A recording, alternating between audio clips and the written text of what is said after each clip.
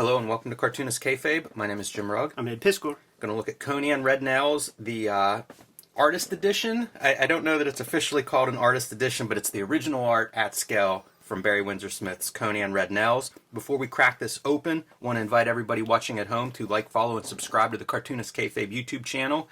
Hit that bell icon next to the subscription button to be notified when we post new videos. This will help mitigate the kayfabe effect whenever we post a comic that you need to add to your collection. You'll be the first one to know about it, and you can get a head start on tracking down a copy on eBay, Amazon, or your local comic shop, wherever you find these treasures. And let the video play through to the end. That helps YouTube populate our video with other comics fans who haven't found Cartoonist Kayfabe yet. That's how we grow the channel, so thank you for your help on that. So Ed, this is Barry Windsor-Smith, original art reproduction. That's always awesome. One of his big masterpieces, certainly from that Conan era. This was kind of like the crown jewel at the end of his run. And pretty excited to dive into this one, but the weird part, not sure who the publisher of this thing is. I was looking at it before we started the video, and it's not an IDW official artist's edition, but has that same feel, and the art reproduction looks great. It's an embarrassment of riches we have out there, man. Like I said on the Dark Knight video, I never thought I would get to see one page from Dark Knight Returns, let alone almost the entire book's worth. Never thought I would see one piece of Barry Windsor-Smith Red Nails art. The fact that we have facsimile copies of all of it, that's all that I need. Like I don't need the original artifact or anything like that. Like just let me see the work. That's close enough. That's as close as I need to be. I can see the brushstrokes, I can see the whiteout, I can see the marginalia notes to the colorist and to the editors and all of that jazz. Got to give shouts to somebody out there in the Kayfabe community. We had the big Ides sale in town, their 50th anniversary, Jimmy, which is fantastic, unbelievable. The oldest comic shop in Pittsburgh. When it comes to tax time, I don't know if there's some interesting like tax thing that they are taking advantage of, or let's put it this way, like we're definitely taking advantage of it, man, because it is tax time. You're paying your taxes, and your accountant always says, because we are in the business of paper and pencils, which is pretty low overhead, the accountant's always like, you got a YouTube channel, man, you better buy some books. Went down to the Ides joint, and it was somebody in the Kayfabe community who hit me up and was like, I went down to Ides, went to the sale, they have a Red Nails, and they have the Manhunter Artist Edition. I put the cap on my pen, went right down there, scooped these bitches up, man. That sounds like foreshadowing.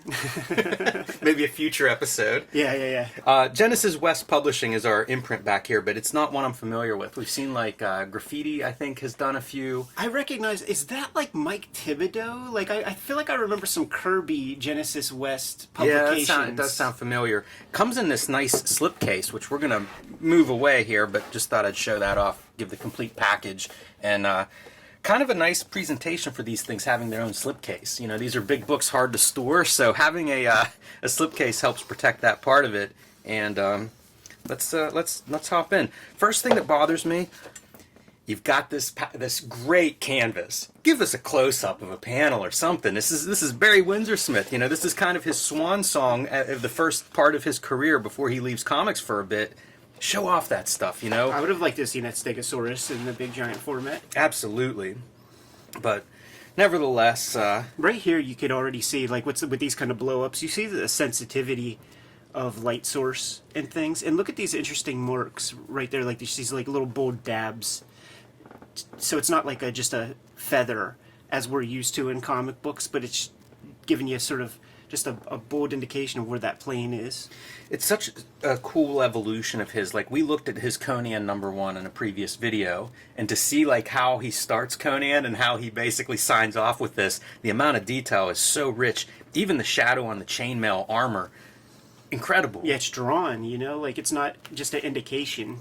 Like that mill is the same stuff that's on Captain America's shoulders, and you don't see them handle it that way. Introduction by Roy Thomas, the writer, the adapter of many of these Robert E. Howard tales. Introduction by George Perez, kind of talking about contemporaries, you know, like your fellow badasses from the era. Yes, it's game recognizing game. Yeah, that's it. So such a tease, man. A lot of foreplay. There is. There's a lot of build up. About 10 pages of foreplay. I feel like I should be wearing the white gloves because you know, with the coated paper, I'll be On leaving black. oils on some of these pages, Ed. I apologize. That's okay. I mean, we got it at a steep discount. But here we go, and right away you see the marginalia that you talk about that is kind of a big part of these artist editions is seeing all the stuff that's on the boards themselves, seeing the boards and the discoloration over time that results. Man, it's beautiful. All the lettering and line work, right from the get-go. What a splash page. Yeah, and like try to infer some ideas about what tools are being used, I think would be instructive. And I'm thinking lots of pen. Yeah, you'd think so. And, Like with this kind of material, like lots of pen in there. Maybe this is the era of inkers, like what Steve Bissett said about Joe Kubert, where he's got a different implement in between each webbing of each finger, hit the bold on the underneath with the brush, hit a pen on the areas where the light is hitting. But these are like little dabs from... Yeah, I was admiring this amount of detail where you have your just white silhouette shape in the background, trees in the foreground, and all the little foliage in the trees indicated there with small marks. And look at this, man. There's even like a little sheen on that little citadel right there. Love the lettering, too. Feels like whoever's lettering this, really going for it, a little bit of a classier lettering style, not your traditional Marvel splash page credits there. Right.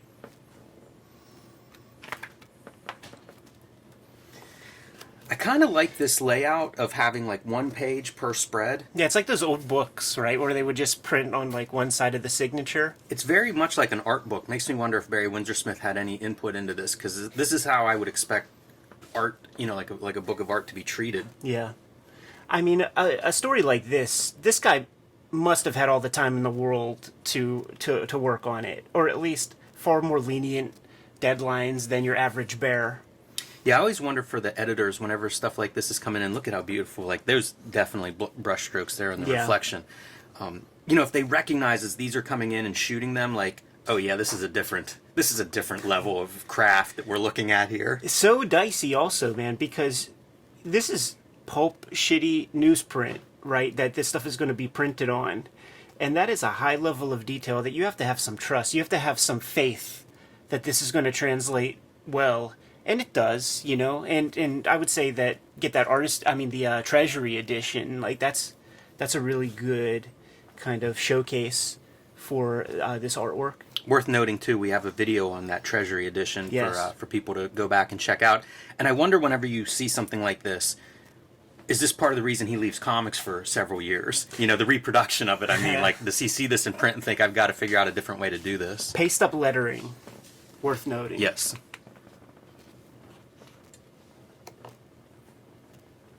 This is such an odd choice. Like, you're blowing up one panel, but you're blowing it up an extra 25, 33%. It's a lot of page there for sure. Like, and I would have chose that one. Yeah, that's an amazing image. So three-dimensional, that skeleton.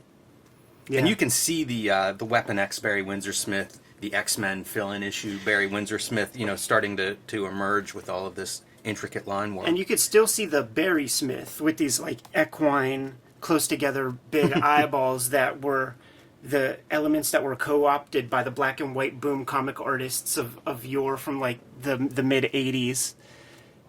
That was their bag, man. They would draw like the horse faces on everybody. Man, it's interesting. I kind of wish this was blown up like 2 or 3 times the size, where you could really get in there and study some of those marks and try to figure out what he's drawing with. I think you're right about a lot of it being a pen. Yeah. Detail in that city, all those little windows. Yeah, I was about to say, is that a paste up? But I don't think so. There's just some white on that part. There's a lot of weird white. It's correction. There's correction tape or something on there. Can't tell if some of this is paste ups. Yeah, I don't know. The white is interesting because, like, what are you clearing out there? Did he have a mountain in the background or something? Right. So with some of this stuff with paste up lettering, you would have to white out the edges so that it wouldn't have that sharp. You can see cut it on off. this one. You could see it. Like I'm reading the Ninja Turtles, that phone book, Eastman and Laird's, and you could see where all the fresh lettering was put down. There's a paste up around her a little bit. Yeah. And I wonder, like, what's being replaced there because I don't see the rest of it. I only see, like, one edge. Oh, right. Yeah, it might be big, man. It might be all the way to the panel border or something. Really cool to get a chance to see this stuff, and it has a nice patina. Yes, it A lot of does. cigarettes were smoked around these pages. Look at some of this. The surface of the page ripped off. I don't know what that would be from. It looks like some a piece kind of tape. damage. Yeah, it looks like a piece of tape. Also, I wonder what all of these dots are. I've noticed these on several pages and have no idea what that's for. Yeah, like when you see it with this kind of asterisk, like it makes me think that it's just some guy at the print shop, at the printer, like doing some sort of marks for themselves. Makes me think of like somebody absent-mindedly just doodling while they're on the phone. Like, get your markers off of this artwork. Ludicrous. At first I was like, what is the Ludicrons? Look at them, dude. I have these on my margins, man, just trying to get that pen to work. Yep. Yeah, and that is a I don't know, a rapidograph or a ballpoint pen or something, not a nib making that kind of a swirl. It's its own. This isn't Marvel paper. It doesn't have the Marvel insignia. It's got its own registration dots built in. I've just never seen this kind of blue line before. Love these big close-up faces. Yeah, dude. A lot of rendering on there. That paper, I'm imagining Windsor-Smith and the whole studio being paper snobs. Uh-huh. Like figuring out the paper that they want that takes the ink the way they want it to. I mean, you hear about bleeding and stuff, and then you see this kind of fine lines for all these little leaves. Got to get the right paper for that. Yeah, listen, like I remember Bernie Wrightson, part of the studio, talking about how like the Marvel DC paper is toilet paper. And he's also the guy that had very specific ideas about when your brush is ready to ink a line or two. These guys were really going hardcore. I loved in our Walt Simonson shoot interview when he was talking about how like the old cusses, the salty old dogs of comics, were criticizing Kaluta and Wrightson, like for making them look bad because they're young, they have no overhead, Right? And they're spending all the time in the world that they want on their pages when the old guys have to just churn and burn. See, I would have made this image over there. Yeah, definitely. Like, what a good face. All of this stuff's really good. I'm looking at some of the rendering and shadows, and it's like, it looks like it's built for black and white. Yeah. There's such a range of value in this. This is a classic page because this is reprinted in that Marvel Abrams book, and that Abrams book was like what my introduction to so much of the Marvel pantheon that I was unaware of at the time. All the marks on this page, and one of them gets a sorry for the smudge. Man, the Stegosaurus looks so good. It does. Looks like there's paste. Oh no, that's the lettering got chipped away. Yeah, making that work. It is interesting to see the paste up letters. Oh, there's whole pasted up panels here. Mm-hmm. The whole tier. A whole tier, yeah. Presumably this one because I see the. When I look at this, I get the sense of like, I'm surprised it's even this size. And it me feels too. like it should be bigger than this. Me too. Like some of the artist editions, like I got the Watchmen one just because I needed to see somebody do something dope on 11 by 17 because that's the paper I'm comfortable with. It's one scan rather than doing two scans at a hinge or something. So to see something with a 10 by 15 image area with this kind of volume. That's important to me. Yeah, for sure. It feels like this should be the size. Like when I go from this image to like the, I guess, actual size, it's so small. Yeah. Yeah. Like this makes sense to me. Drawing it at this size, you're getting really close to your paper with some of these leaves and things. Yeah, we talk about that drawing posture, and like some drawing can be done sitting straight up. Like you're definitely getting close. I'd like to know his Warby Parker eyeglass prescription. That's right.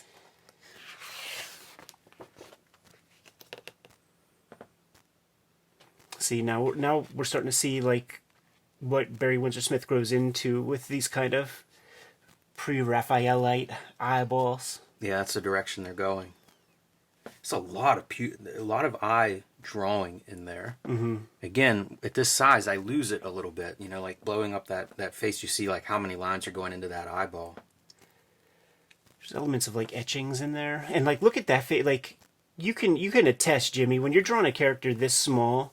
Trying to get the proportions right on a face that tiny, nearly impossible. Yeah, that's not something I would be... I'm not good at that at all. Attempting even, probably. My figure would be very loose, almost a stick figure if that was me. It makes me like Richard Corbin because he kind of doesn't care, when he does that kind of thing. But when you see this, like, that's humbling. Yeah, it really is. I love the volume in the tail. That whole body. It feels 3D. Mm-hmm. It feels real solid. Very round.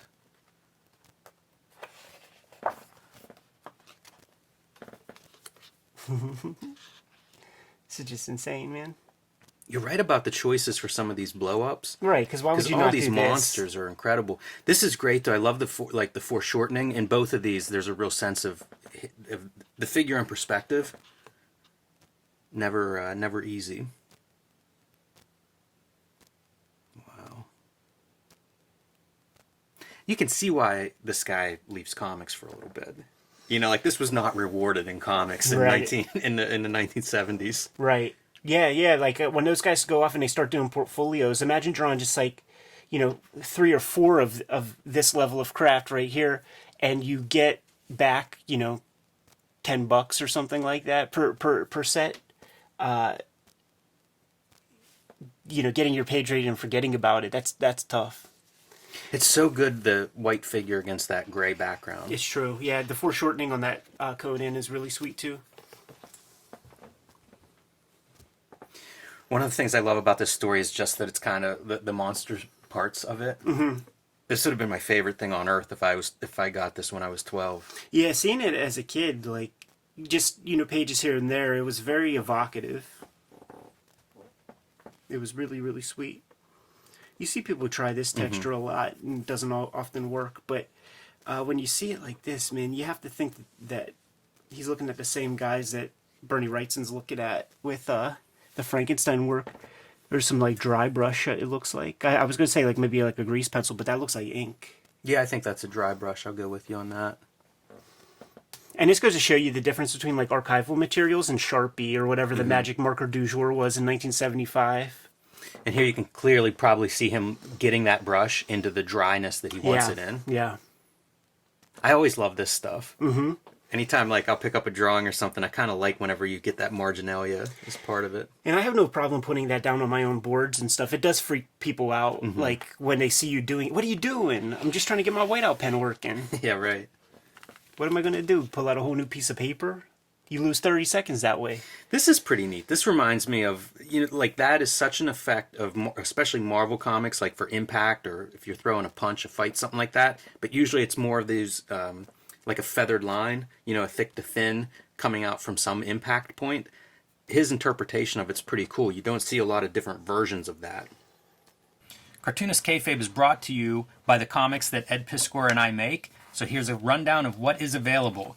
Hulk, Grand Design, Monster, and Madness, a retelling of the 60-year history of the Incredible Hulk, is available in comic shops everywhere right now, including some very cool variant covers by Peach Momoko, Jeff Darrow, Ed McGuinness, Marcos Martin, and Cartoonist Kayfabe's own Ed Piskor, in addition to my covers. You can also find The Deadliest Girl Alive, Street Angel, and a variety of oversized hardcovers from Image Comics, Homeless Ninja on a Skateboard, and The Plain Janes, the first young adult graphic novels published here in the United States about a bunch of high school artists that get in trouble around their town doing public art.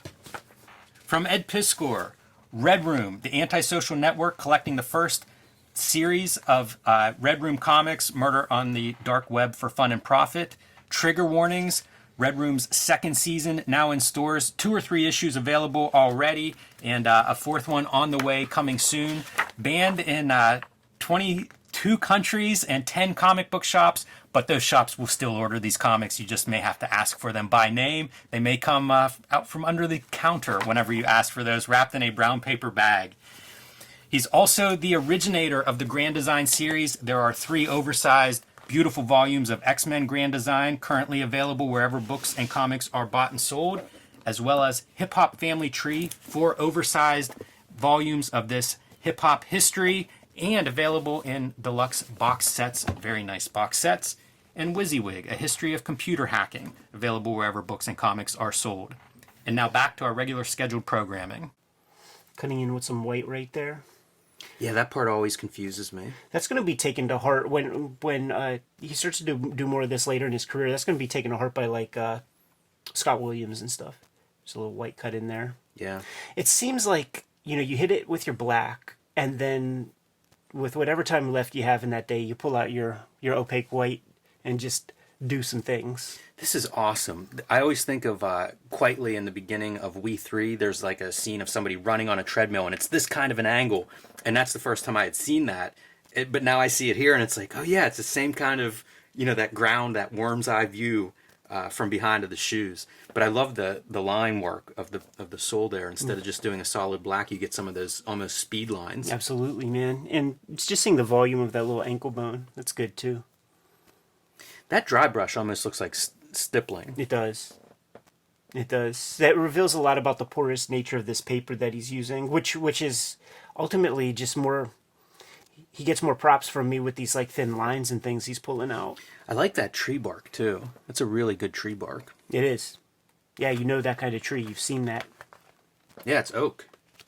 See, man, you know that kind of stuff. See, I'm from the urban forest. So awesome. The other thing these lines make me think of are some of Liefeld's Marvel lines early on, because it's a heavier line. It's not Joe Sinnott, Right. It's not that like perfect Yeah. machine stamped kind of version. He's using a straight edge, and he's just not, he doesn't have the Silver Age Joe Sinnott approach to it. Way more organic.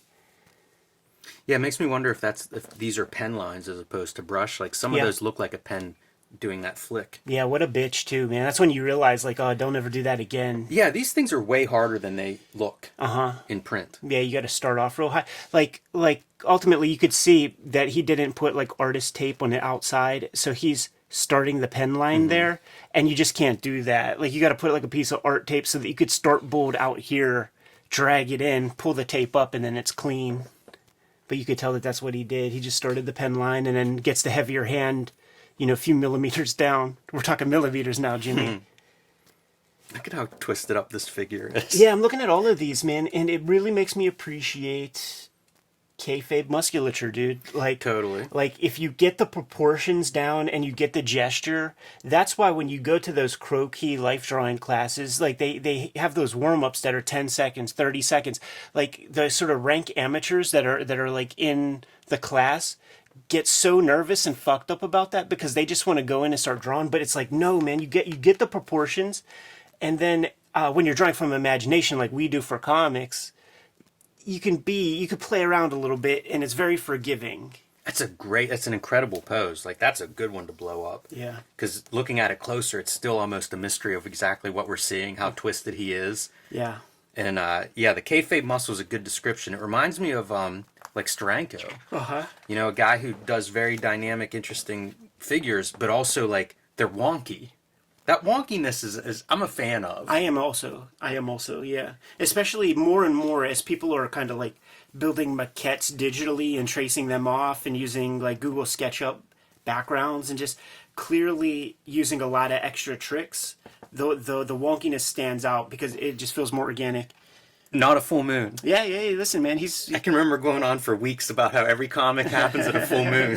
That's a nice attention to detail. You were talking about eye drawing earlier. Like, look at all the drawing going on in those eyes. There's shading inside of the eyeball. Yeah. Jeez. Deep brow on that fella. And that radiant sun, like, if you just had the kind of sun rays, that would be like one temperature, but to kick these whites, that's 20 degrees hotter. This is lens flares before Photoshop. Totally. Oh my goodness, this guy. Wow. Oh my goodness, Jimmy. See, there are these like elements, like, because you just did not see this in the comics of the day, this really feels like fandom comic books or something, like, like fanzine material. Well, I mean, you can see, like, this is what Cerebus comes out of. Oh, absolutely. People were certainly responding to this in that kind of fandom way. I feel like he should have drew, at least in pencil, a little anchor right there. That would have been good. Blue line anchor. Yeah. Hey, these don't look like white lines. This looks like he's drawing that because you can see some white media. Yeah. But those lines look like he's leaving those in. You know what, Jimmy? I think it's scratched out. I think he's scratching it out somehow. Like, so are you saying you think he's inking around this? Yeah, I think so. Interesting. Because it feels so uniform. I feel like, but I don't know what the pen would be to put that down there. I mean, I just don't see any marks around it. Yeah, I don't see any outline either. Right. It's really strong. Yeah. Like the marks he's leaving are really impressive, but yeah, it's one of those used the word evocative earlier. You know, you cut the right lines in there, man, and now you have this shorthand for just like the most complex, you know, citadel or whatever, you know, entryway. That's interesting about the fandom kind of stuff, Ed, because this reminds me in many ways of the stuff that we grew up with, the Image guys, where it was like all the line density was important, but also like being not quite perfect meant we could do it, maybe. Right. Or, you know, it spoke to us in that way, combined with the obsession of this kind of rendering. That's cool looking, just man. impressive, man.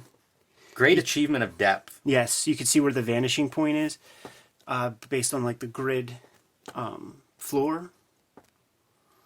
Beautiful hair on the girl with the kind of French braid pieces up front.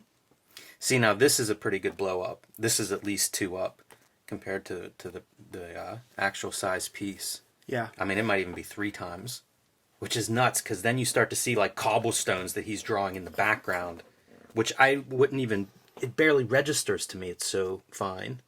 I mean, I'm starting to think that this is reduced a little bit, because that's just insane. I mean, look at that. Like, it's like you said before, like you could do this. It would still take forever and be a bitch, but at least you could see what you're doing. This, I mean, you got a jeweler's loop on your face while you're drawing that. Right, you need that thing that you'll see on drawing tables, sometimes the magnifying glass, where you're like back there with your finest pen nib. Yeah, I don't know. It does make me wonder. The lettering looks legit. You know, like that seems like a legitimate size for lettering. It does, yeah. But man, the rendering is just really tight. Kind of reminds me of Monster. Because it feels like his book Monster, it's a tighter rendering or a finer line than stuff like the Weapon X and some of those X-Men fill-ins. Love that. Like figuring out how do you keep finding new textures to put on here. Even the rocks and like the whatever that is, stone, you know, the stone. He was really good for that, man, and using like the shadow of the character to accentuate the textures of the surroundings. That's a great pose. It feels like real weight. It does. It does. But then, you know, still using imagination, so he ain't looking at Daryl Hannah or Farrah Fawcett or somebody for that right there, man. That's it's almost not even a human being until you get... Yeah, it's a very stylized face there. Amazing. It's so cool. Wow. That's great. What a page. So cool. Probably some kind of grid ruled out there for your perspectives, right? Yeah, it looks like isometric. Right? I don't see it converging at a point. It all looks very parallel. Am I wrong? No, I think you're right, because even if you look at the lines on the walkway, they're at a different angle. It almost looks like the walkway's here, and then these things are kind of angled down to it. Oh, interesting. I don't know that that's intentional. You know, like that feels like if you're kayfabing perspective, that's what can happen. It looks like it may have happened. I like when it comes in here, with black. by the way. Like that's isometric, which like is fine. You know, like in art school they try to fuck you up with that, man, and make you always have legit perspective. See, I would have been mad if this was not the blow up. Wow, that's awesome. So cool. I'm sure even when we get to that part in the regular comic on the other video, when we see that thing, we'll pop for it. Man, another killer page. Just coming through the shadow. It's good storytelling, you know, and he's grown to a place, I feel like, within these pages where he's allowing the hatching to go along with the form. You see it right there. It's almost Robert Crumb. Mm-hmm. Wonder if he's looking at Robert Crumb. Yeah, I doubt it. He's so bougie, you know. Once he added that Windsor to his gimmick, dude, he can't look at anything after 1800. Yeah, you say that, but like, think East Village Other had to be floating around pretty close to all those guys. Yeah. You know, anybody in New York there. And it'd be hard if you're visual not to appreciate that stuff. Yeah, that looks fun. Unbelievable. Like, you have to have such balls, man, to put hatching on eyeballs that way. Because if you do a level of hatching on a white eyeball, now that tasks you with using darker values around it, and he does it to good form, almost Corbin-ish. I love this design of this character where you get some of the white space as if it's the muscle and skin around him. That's a cool design. Like he's transparent. Or translucent, I suppose. That's a good choice too, I think, for a close-up. Yeah. You can see the eyeballs just rolling back in his head. These are some of those crazy eyes, man. The whole faces, both of those are pretty out there. Having them look down, that's tough. You know, you got to get a lot of cranium up there. This is great. Like that translucency is now black. Amazing. That's a tangent. Dude, that really looks like Alice Cooper. Yeah. That's some wild perspective. A 3-point. More power to you if you're willing to do that with a figure. This is so bizarre to me. Because here we're like blowing this up 1.5 times. You know, it's just arbitrary what we're seeing on the left side. That's badass. It is. It is. It feels vaguely Filipino. Alex Nino or somebody. Might have been looking at some of that stuff too. Who knows? This is cool. Her face mashing up with that skull. It says everything. It's perfect visual storytelling. You could tell what's happening. Like, this is a dominant face. So when you get to this place, you know that he's in charge. That's a really great panel. And the parts that he chooses to show on her, you know, like the mouth is probably the most pronounced feature there. Good concern in her eyeballs. Mm-hmm. I think maybe even using a template for that circle on the outer iris. Right. Not yeah, the this inner one pupil. this one is strange. Yeah, not the inner pupil.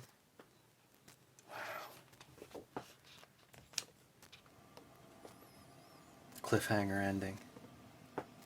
You get the sense, like, he's powdering out on this last page too, you know, and it's a great page, but it's way looser than everything. I would not be surprised if this is assistance, if this is a Kaluta, because this is a different treatment of line than we've seen the entire time. Now, it is the last page. It could be a deadline issue, or you could have asked Mike Kaluta to pinch hit or something like that. Yeah, it's true. This line is also, I think, visible in here. Yeah. And I like that effect. The stuff that I'm saying about vaguely Filipino, like, it's here too, and that's not elsewhere. So, like, somebody else from the studio, Jeff Jones, somebody has hands on this, I think.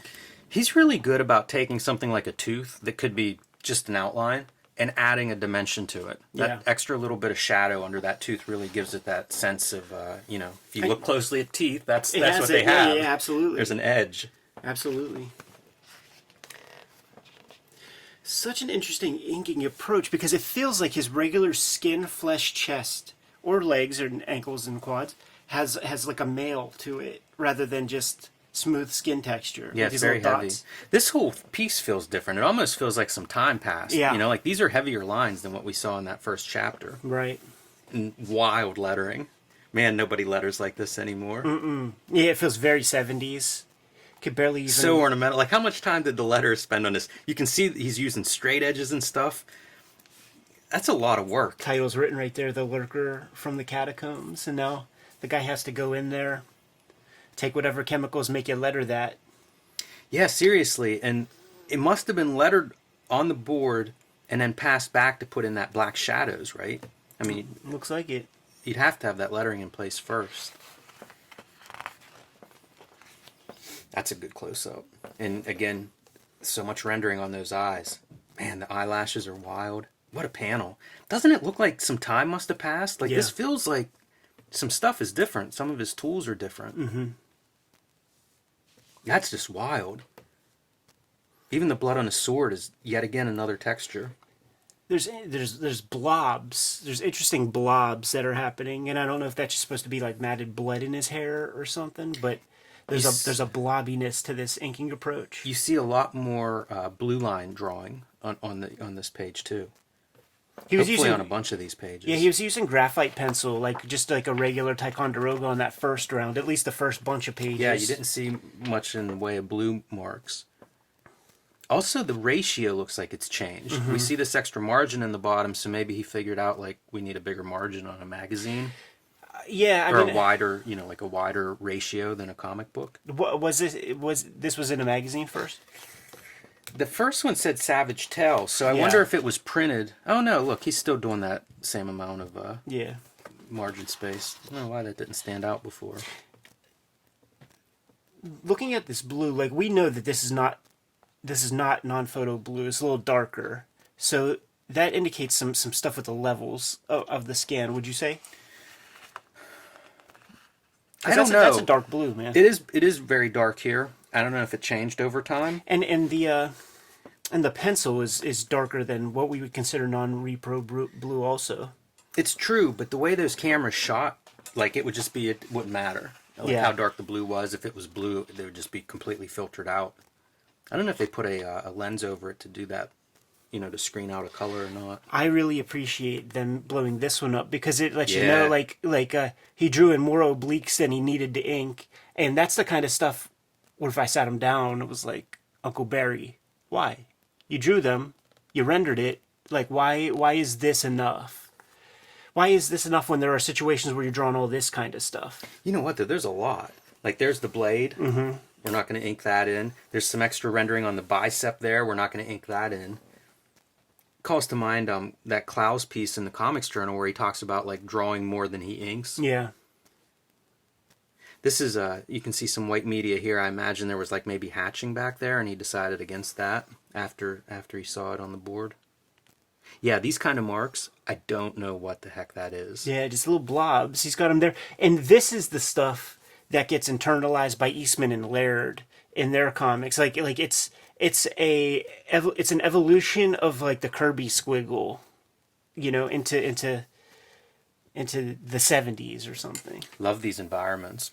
Really great. Unbelievable. And like it's kayfabe lighting and stuff, but it's good because it just breaks up space. You know? I've been playing with that kind of stuff a lot lately, actually. Once again, a lot of depth. That's foreshortening and perspective of the environment.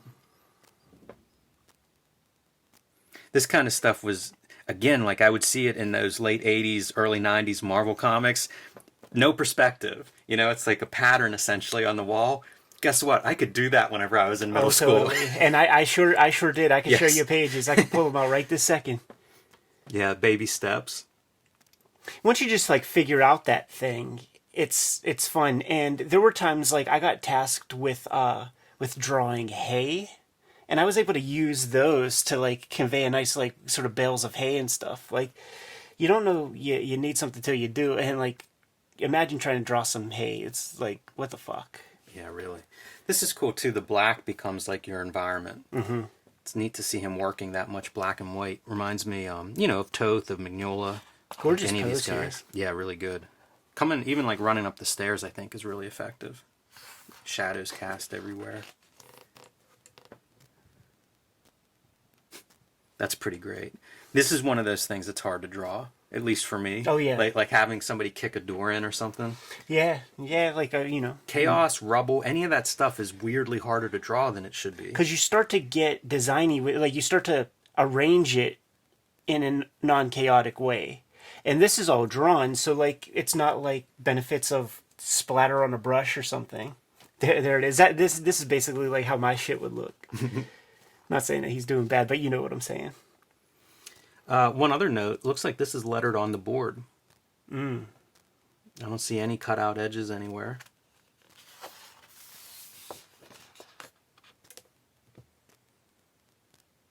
It always surprises me that when production something changes, like for a 2-part story. Was somebody unhappy? Was there a deadline issue? Like, this doesn't even really read his hair. No, it doesn't. It's such a weird change to make in your part 2 to just introduce this new visual. And he had it with doing the French braid part, so he just came up with like a good shorthand for that. I can't blame him for that. Me neither. These heavy... Yeah, this whole mark feels like it's a new tool that he's fallen into for this issue.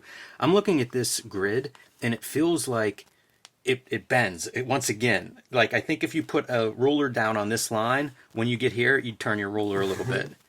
Do you see that? Yeah, I do. I wonder if that's some kind of some Renaissance trick or something. Could be. That's interesting. I never even thought of that, but yeah, it could be. Like, I think what they said, the very first like straight edges in art, or like a twine or something, like on a nail. Yes. Like that's how they like. So like, is he going that hardcore to the Renaissance that he's like pulling off some of his curly locks to rule his perspectives? Look at your thin, thick, thin on the guy's nose rendering. Yeah, that's dope. That is a lot of drawing for eyebrows, eyelashes, beard. It's all considered. It's not just like scratched in. Like he's sitting there thinking about it all.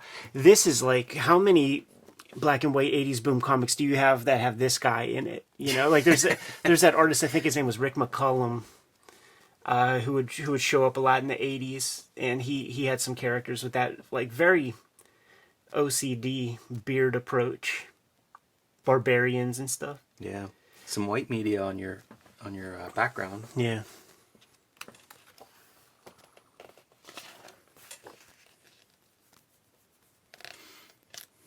This reminds me a little bit of a Hal Foster, Prince Valiant, with some of these open panels and captions. Yeah, a lot of this stuff sells me on some Foster stuff. Like It would make sense when he creates that big depth. Yeah, I mean, what else do you have for reference, really? Like, you can't. There ain't even VCRs to freeze frame. I don't know, Lawrence of Arabia or whatever kind of other videos you could watch to get these kind of backgrounds. This is pretty amazing perspective.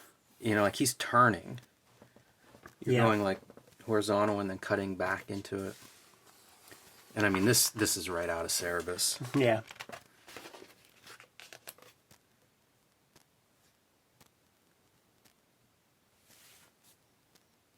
Psychedelic, man. I love seeing him do this kind of perspective where we're going into the image, which I think of as Kirby. It's a 3D image. Instead of going left and right or up and down, it's going into the panel, but totally different than you know, Kirby's language to do that. You just don't see that many variations on how do you do into a panel. Yeah. Look at the severity of that character right there, dude. That dude's hurt bad. He's jacked. Those legs should be twitching. Yeah, that beard, man. He liked that. Yeah. Still using that blob line. Mm-hmm. This just feels 70s. It You know, does. there's like a 70s vibe to that, man. Even some of the backgrounds, I feel like you would see like a Boogie Nights background or something, you know, in your porn producer's man cave. This is lovely. The diagonal lines for the steps and the tile on the floor. I kind of like that. Yeah. Cool that it's obscured by the word balloon also, so you don't have to actually draw them. Yeah, the corner joints there where things get tough. I see so much John Byrne X-Men here. Yeah. Just in this drawing, you know, Yeah. like Yeah, that almost there's looks like a Byrne costumes face. like that. The John Byrne same face. I like that giant flower. That's an inventive piece to add in. Some cool rendering on the face. It really does feel like this is like time has passed and this is a different, like Windsor-Smith's in a different place when he's drawing this chapter. Yeah, like it feels like he's experimenting and waiting for this stuff to come back from the printer to see how it looks. I like this, man. You fully draw the head outside of the panels just so that you know where the arrangement of all the shapes inside the panel go. That's a good blow up. You know, it's quite a bit bigger over here, and you see these marks on her face that I just can't imagine drawing those kinds of marks. Mm-hmm. Shadows from the eyelashes. That's a pretty cool effect. I feel like Sam Keith would adopt some of these kind of hairy textures for stuff like cloth. This reads to me like he's missing an arm. It does, yeah. Yeah, for sure. From the Todd Browning movie or something. Mm-hmm. This panel certainly clears it up a little bit. And you can see if you look at that previous page, that's what's happening. He's laying on his arm. But the back is so tough to draw. Like, when you look at the muscles underneath, like if you had like the flayed figure and you just see the muscles, and then that's one thing. But the second you put the skin over top of it, it really just looks like mashed potatoes. It's an interesting choice for a highlight on her forehead. Really on the whole face. Yeah. It's almost like a transition from this to this. Yeah, it is. Like, just dissolve. Wonder if that's conscious on his part. Very cinematic if he's thinking that way. Do you see any Ditko and stuff like this? Yeah. Good pull. Oh man, he drew your corners in. They kind of confused me, to be honest. I'm looking. It feels like the steps are like meeting at an angle or something. That's a great scene, though. A lot of chaos, all those figures. Yeah. There's like the proper way to do shadows in perspective, and it looks like he has some idea about how to do that. Yeah, I think that reads pretty believably. Yeah. You just put one out of place and you F it all up. It's true. See Nice any of my close-up. drawings. Right.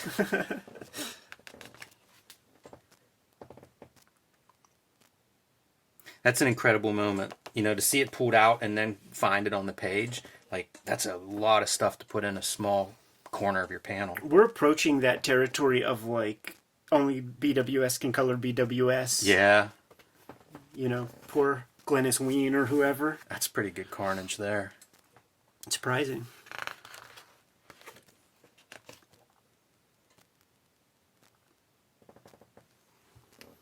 But that's the kind of stuff that should be in Conan comics. You know, that it's really a sanitized thing. Getting into your outlaw blood. Oh yeah, Cover these guys in blood. it's a name that comes up all the time with all those guys. Vigil, James O'Barr. Yeah, you're really starting to see the gore. This is almost like they're little pieces of meat mixed into that blood, chunks of stuff. Yeah, man. Very three-dimensional. He's just covered in it. That's Little bit of amazing. venison. Imagine how much is in that guy's beard. Oh yeah. It probably smells like a chamber pot. Yeah, not good. Look at those eyes.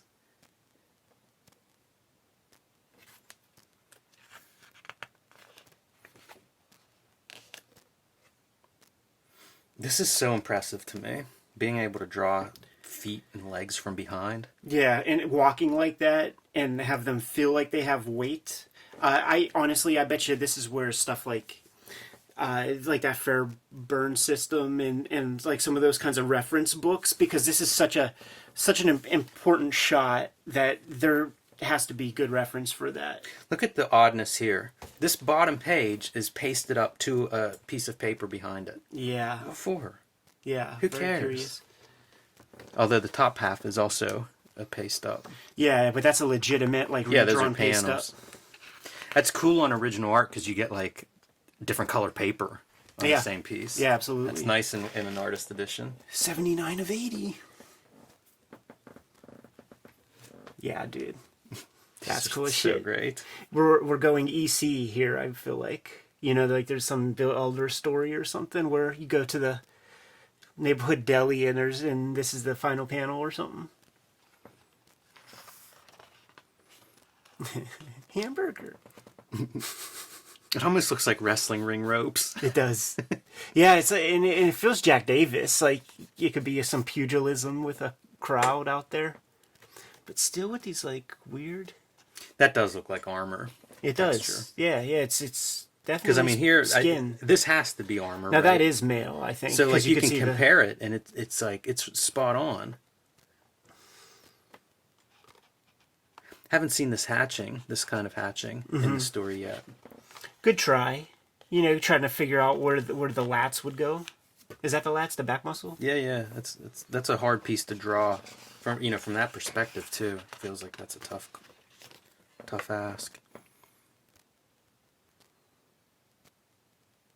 Using that hatching like this way, it feels like those kind of like head shop hippie beads that would be in a doorway.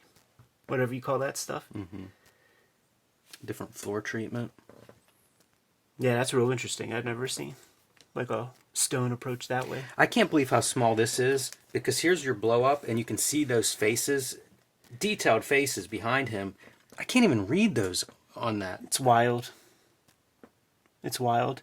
It does look like it's Leonard Skinner back there or something.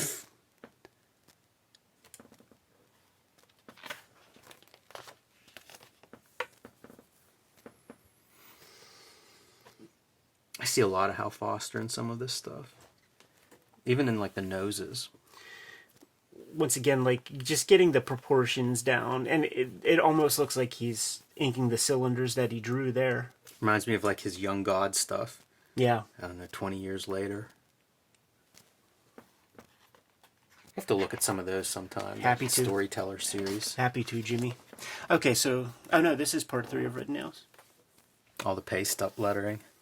I do that now and then. Like literally paste up on the originals. Yeah, and look at that, man. It's a couple different fonts.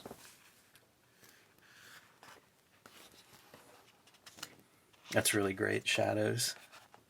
Shadow on your face. Again, I think of like Wolverine and John Byrne's X-Men coming up on the Hellfire Club and having those shadows cast. Incredible. This, I've seen Bernie Wright's in Warren books, like, do approaches like that. Like, if I would not be surprised if if Bernie Wrightson had touched that piece a little bit. This is fun. Your continuation in the background of that grid as he's coming forward. That is fun. That's a pretty good touch. And also, like, whiting out his shoulder outline. I wonder where these originals come from. Yeah. Because coming from the 70s, like, you'd think these things would be scattered all over the place and many of them gone. I wonder if Barry Windsor-Smith kept this stuff. Right. Because I'll see Weapon X pages will pop up online. You know, if you Google Weapon X, you can find a ton of originals online. And I think they are from... Well, I don't know why I think that, but it does seem like somebody's very careful with his pages. Sure. First time we've seen this kind of cartoony lettering in this story, I think.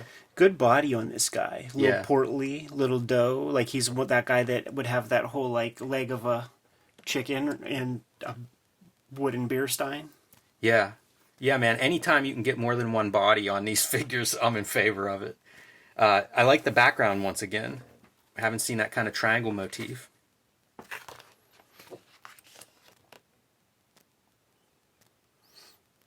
That's pretty good.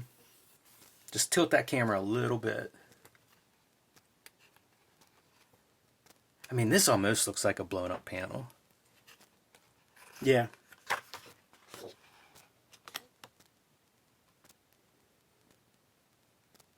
How good is that for just lifting up her hair with a knife? So good.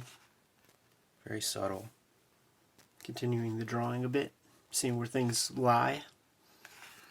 Guess he's a boob man. Wow, that's cool. Yeah, it's your blow up. Again, the amount of line work on his cheeks and stuff, I lose all of it. Look at that, Jimmy. Yeah. That's wild. See, this makes me have to go back and look at the printed colored piece and see how that's being interpreted. I am quite sure we commented on that as being an odd and weird thing. At least now we have evidence that the artwork is that way.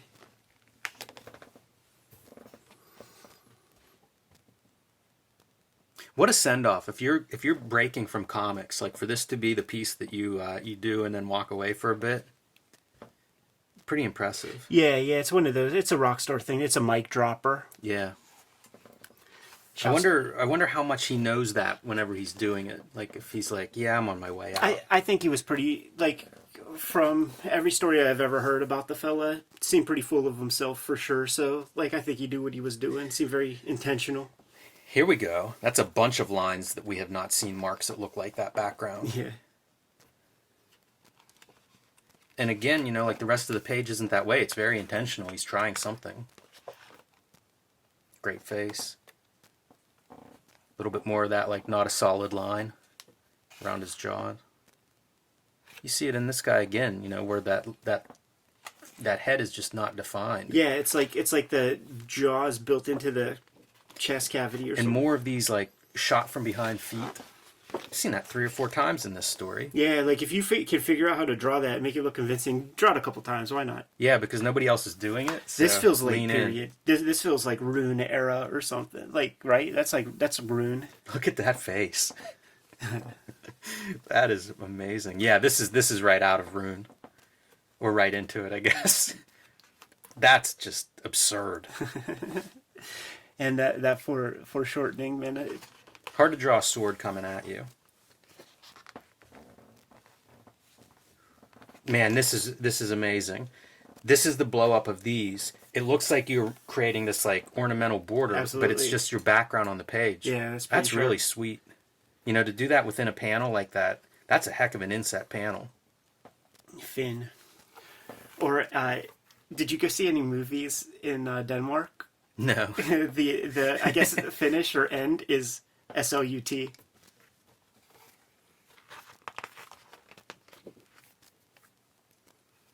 Jose Villarrubia. Does he own all the pages? That's a good question, huh? Yeah, nice to see a little bit of this context to, may talk about where these pages are coming from, and if Windsor-Smith keeps hold of them himself. There's a movie where Man, I can't believe he's only 30. Well, he killed himself. Yeah. There's a movie where Vincent D'Onofrio plays him. Good movie. I forget what it's called though. Look it up, as my dad used to say. And look, man, you're probably right about Thibodeau being a publisher. Yeah. It was those Phantom Forces, I think. Conan corner boxes. Let's have a look at these. I'm game. Fuck This it. is great because you can see how different his style was. Presumably issue 12. Oh, I thought there were a series of them, but just that one.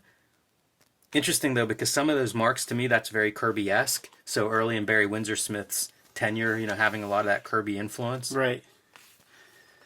That was a cock tease, by the way. Yeah. That was very misleading. I thought we were going to have a whole new piece. How dare you? Let's throw this book away. Nice. Good stuff, Jimmy. That's pretty awesome, man. It's for the first, I don't know, couple of decades of Marvel, this is probably your standout art piece. Yeah, absolutely, man.